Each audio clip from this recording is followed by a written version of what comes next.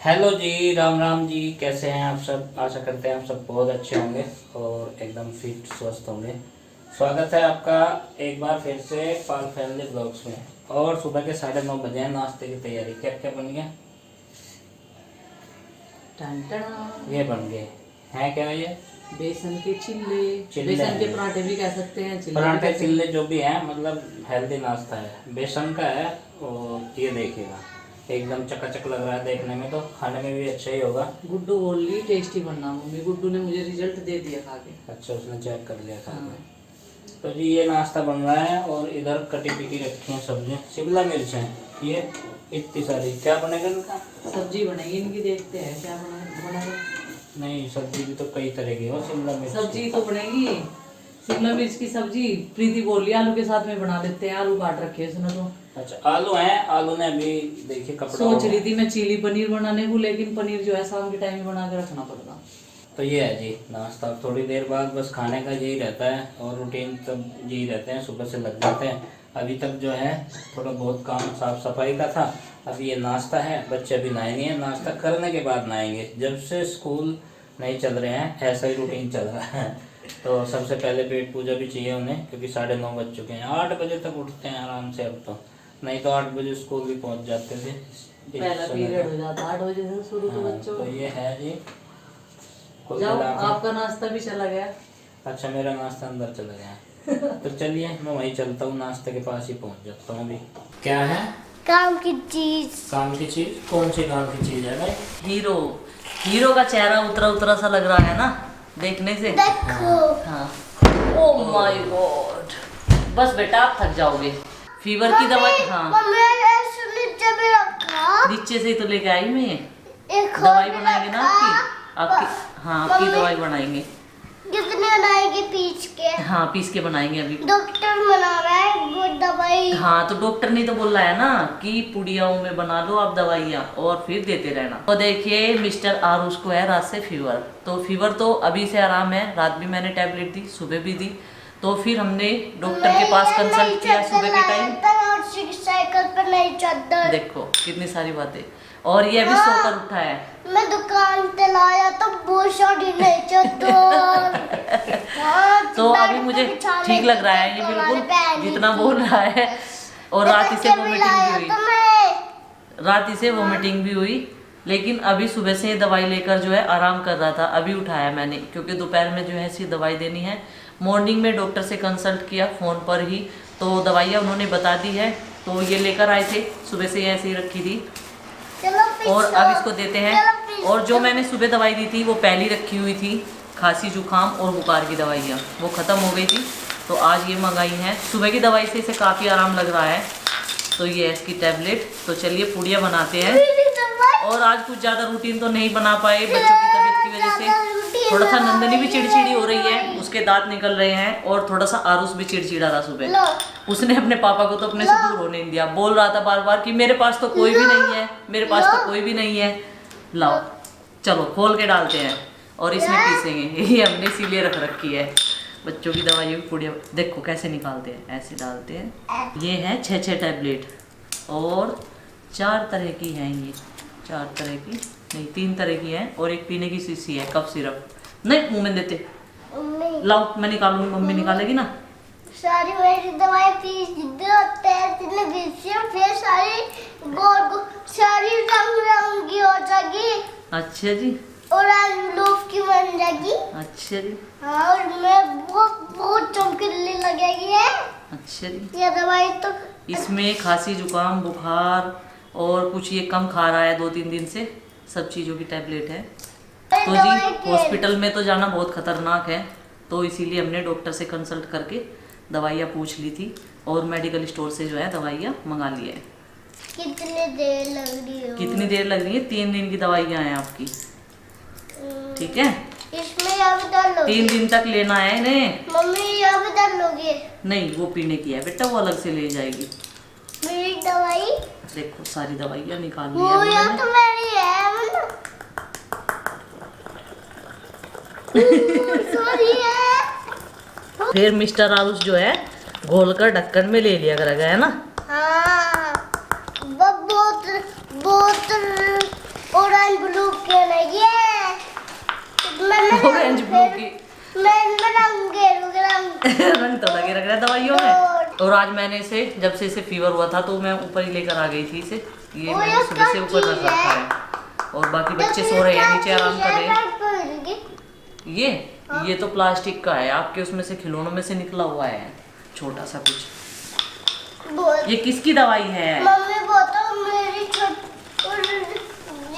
जो से मेरे गिफ्ट मम्मा लाए थे, वो तो उसका ही है। हैं? हाँ उसका ही है। कौन से मम्मा लाए थे? मेरे मम्मा। कौन से हैं तेरी मम्मा? मेरे जबी मम्मा। खुराक बन गई, अब लेने के टाइम पर लेटता ना, बैठ जा भाई।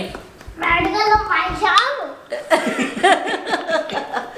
मिस्टर आरुष जो है भाई साहब बोलने लगा है अब पापा को भी भाई साहब ही बोल रहा अपने। वैद जी ने यहाँ पुड़िया बना दी है, सारी टैबलेट एक जगह पीस ली और अभी 6 खुराक बन रही है। क्या कर रहा है भाई? टाटा। बेटे टाटा ना करे, ये लेनी पड़ेंगे मुझे। सर पालिश में डालोगे का? आप भाषा मनोगे का? जल्दी से नाक बीच के, आँख बीच के, आँख बंद करके फिनिश कर दे। ऐसे नहीं देखते दवाई को, आँख बंद करके एकदम तो फिनिश करके दिखा दो। गुड बॉय मेरा शेर खान। ले पानी पी थोड़ा सा ऐसे। तो देखिए रात के 9:30 बज रहे हैं और ये जिद कर रही है कि मम्मी आप मुझे सुलाओ। नंदनी सो रही है पिताजी के पास में फिलहाल। अभी खाना वाना खा लिया है सबने और खाने में आज बनाई थी फिर से पुदीने की चटनी, जो कि आजकल बहुत टेस्टी लग रही है। सब्जी को भी घटा रही है हर चीज में, हर सब्जी को चाय के साथ, और वो भी चाय के साथ। और ये जिद करती है शाम के टाइम मम्मी मुझे सुला दो। भले ही ये रात में किसी के भी पास सो जाओ लेकिन सुलाएगी से प्रीति। और इसीलिए प्रीति कभी अपने मायके भी इसे छोड़कर नहीं जा सकती है। इसकी फिक्र ज्यादा रहती है कि इसे सुलाएंगे कैसे घर वाले। तो जी हम बात करने के लिए बैठे हैं ये एक सॉक्स हम लोग क्यों पहनते हैं, एक भारी सवाल। और सबसे भारी दीदी बोलिए सबसे भारी जिसका देंगे आज हम जवाब। तो चल आज तू ही दे।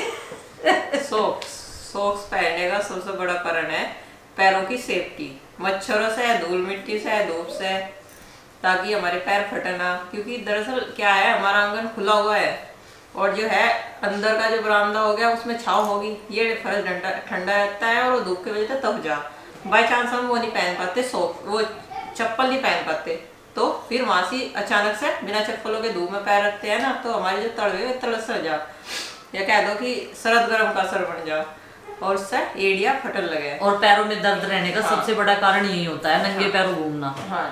अगर कच्ची धरती है तो उस पर घूमो, बेशक वो नुकसान नहीं देती। अगर पक्का फर्श है, नंगे पैर घूमेंगे, गर्म में या ठंडे में जाएंगे तो बेशक है पैरों में दर्द रहना शुरू हो जाएगा। दूसरा कारण ये भी है, तो थोड़ा सा हमें सेफ्टी बरतनी पड़ती है। और कारण बता।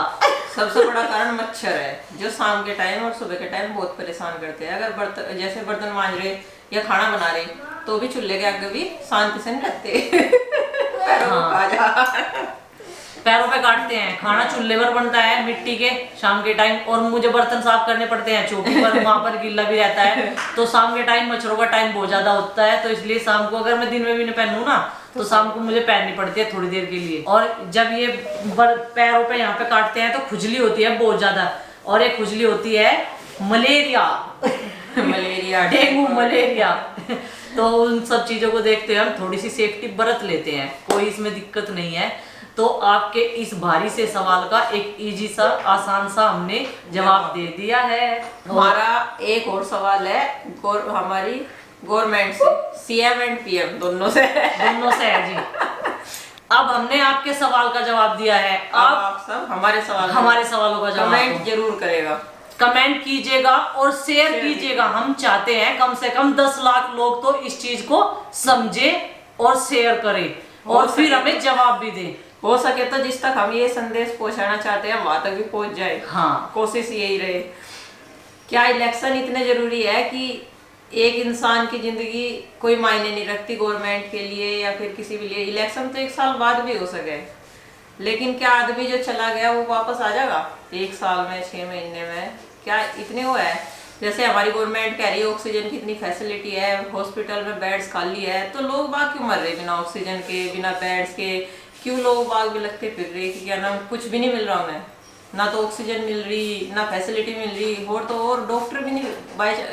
बहुत से हॉस्पिटल ऐसे है कि डॉक्टर भी अवेलेबल नहीं है उस जगह। तो गवर्नमेंट किस चीज का दावा कर रही है कि हम पूरी फैसिलिटी दे रहे हैं? क्यों रैली करवा रही है अपने आप ही? मतलब इतना जरूरी है कि जहाँ पे इलेक्शन होने, जहाँ राज्य सरकार बननी है, वहाँ पर भी क्या नाम रैलियां निकलवा रही है क्या? पिछले साल तो जो हमारे पीएम थे, सीएम थे, बहुत कड़े नियम थे उनके, जबकि इतना भारी नुकसान नहीं उठाना पड़ा। लेकिन इस बार इतना भारी नुकसान हो रहा, फिर भी गवर्नमेंट सीरियस नहीं हो रही इस चीज को लेकर। और संपूर्ण लॉकडाउन क्यों नहीं लग रहा है, सबसे बड़ा सवाल ये पिछली बार तो हमारे पीएम ने लाइव आके घोषणा की थी, हाँ, और हाथ जोड़कर सबसे विनती भी की थी, लेकिन अब की बार इतने हालात खराब है तो अब की बार ये विनती क्यों नहीं हो रही है? क्यों लोगों से रिक्वेस्ट नहीं हो रही है? अपना बचाव खुद हमें करना पड़ेगा। लोग बाग डर रहे हैं, लेकिन गवर्नमेंट का कोई सपोर्ट नहीं है इस बार। और जबकि भारी नुकसान हमारे देश को उठाना पड़ रहा है, इस साल उठाना पड़ रहा है, जबकि 2020 में कोई इतना नुकसान नहीं था जितना कि इस साल 2021 में सबसे ज्यादा नुकसान। बहुत डेथ हो रही है, मतलब कि परिवार के जो रीढ़ की हम अपने अपनों को खो रहे हैं, उन्हें देख भी नहीं सकते, देखने का भी नहीं। और क्या होता है कि ऑक्सीजन ही नहीं मिल पाती। बहुत से रिलेटिव हमारे है, रोने के अलावा कोई ऑप्शंस नहीं बचा हुआ है। फिर गवर्नमेंट कहाँ है इस टाइम चुनाव, उत्तर प्रदेश में जितनी भी कंडीशन खराब हुई है, चुनाव उसका सबसे बड़ा रीजन है, कारण है। बस जहाँ ये कहना चाहेंगे, जहाँ जहाँ चुनाव हो रहे, बाहर से लोग आ रहे, भीड़ भाड़, बाहर से आना जाना, इन सब के कारण ही कोरोना गांव में आया है। उससे पहले गांव की कंडीशन काफी हद तक ठीक थी, और जो पहले संपूर्ण लॉकडाउन लगाया गया था उसकी वजह से कोरोना की चैन को तोड़ा गया था। और अब की बार ऐसा इस चैन को क्यों नहीं तोड़ा जा रहा है? बस सबसे बड़ा भारी सवाल हम लोगों का ये है, उसका जवाब हमें चाहिए बस, कि गवर्नमेंट कर क्या रही है, क्या फैसिलिटी दे रही है, या फिर क्या किस चीज के दावे कर रही है? क्यों सिर्फ ऑक्सीजन के लिए ऑक्सीजन नहीं मिल पा रही? वैसे तो कहने के लिए गवर्नमेंट कहती है कि हमारे पास इतना भारी मात्रा में ऑक्सीजन है, इतनी भारी मात्रा में अस्पताल है, बेड खाली पड़े हैं, ऑक्सीजन मास्क खाली पड़े हैं, तो फिर कहाँ है वे जो लोग बाग मतलब ढूंढते फिर रहे और मर रहे हैं? न्यूज हम सब भी देख रहे हैं, आप सब भी देख रहे हैं हमारे देश में क्या चल रहा है। वैक्सीन के लिए मतलब न्यूज में भी दिखा रहे हैं, लोग बाग लंबी लंबी लाइनें लगा रहे हैं, वैक्सीन सूट नहीं आ रही है। मतलब कुछ तो कारण होगा। और इतनी लेट क्यों वैक्सीन पे मतलब सोच विचार किया गया, जबकि कोरोना तो हमारे देश में 1 साल पहले भी आ चुका था, सन 2020 से स्टार्ट है। तो वैक्सीन पहले फॉरेन कंट्रियों में भेज के अपने देश में क्यों नहीं सेव किया गया? अब फॉरेन कंट्रियों से ज्यादा बेकार हालात है हमारे देश के, तो फिर कैसे? इस टाइम हमारे देश का जो आंकड़ा है सब देशों के आंकड़ों को पार कर चुका है और बहुत हालात खराब है, बहुत ज्यादा। मतलब क्यों गवर्नमेंट इस चीज को सीरियस नहीं ले रही है? क्या इलेक्शन इंसान की जिंदगी से बड़ा है? इलेक्शन इतने महत्व रखते हैं कि क्या नाम, जो इंसान हो गए यानी जनता होगी, जब तो कोई भी सरकार हो, राज्य सरकार हो या क्या नाम केंद्र सरकार, पब्लिक से ही तो गवर्नमेंट बनती है। अगर पब्लिक नहीं रहेगी तो गवर्नमेंट किस काम की है? तो फिर कहाँ पब्लिक को महत्व दे रहे हैं कोई भी?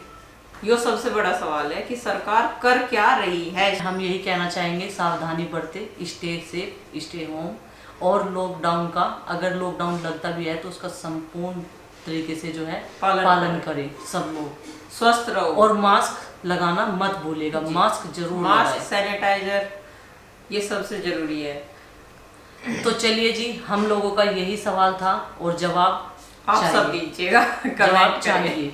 हकीकत में बहुत सारे व्यूअर्स हमारे कोरोना पॉजिटिव हो गए हैं और जिंदगी और मौत से लड़ भी रहे हैं। हर रोज कमेंट आते हैं कि मेरी मम्मी को हो गया, मेरे पापा को हो गया।